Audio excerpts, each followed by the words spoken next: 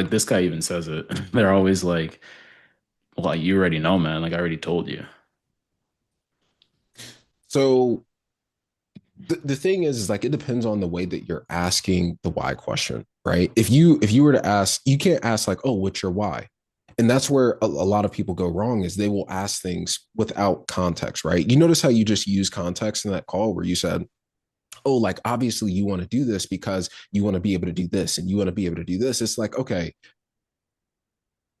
why why are you not willing to let this fear overcome you? Why are you not willing to do that?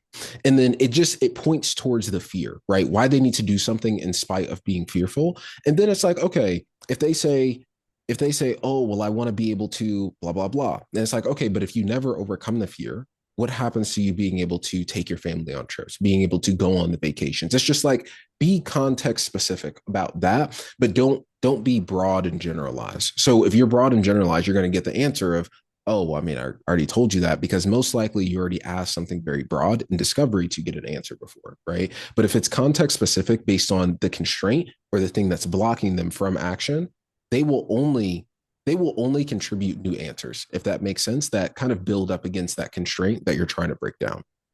Does that make sense or does that answer that or no?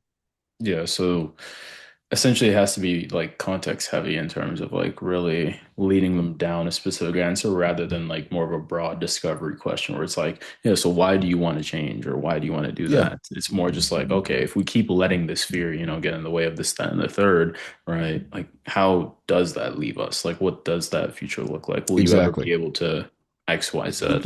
Super context specific, and even if you do that in discovery, it's a lot better as well if it's context specific in that sense, because with context everything makes sense. Without the context it just seems like you're very unintelligent. It's like, okay, you're just asking me the same stuff over and over again.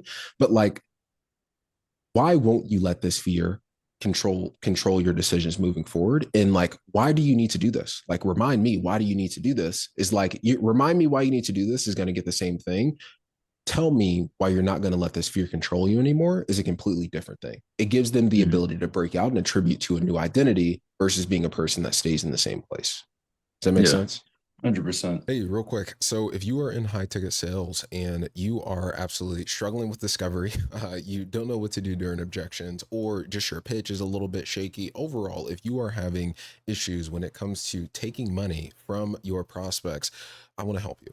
So, what I want to show you is basically an entire school community that I have of closers who are there to excel and there to do better. So if you want help from discovery, pitch, objections to just general key skills, follow up, referrals, anything that you can think of, landing roles when it comes to real sales mastery, there is help for you in this free school community. And then there's also essentially a calendar of coaching calls that you can actually join as well, where we will help you directly to improve your sales. We'll role play, we'll do call reviews, pretty much everything that you would need to be successful in sales. Okay. So if you want to join that, you'll also be able to see some of my live sales calls. Just click the link below and I'll see you there. Bye bye.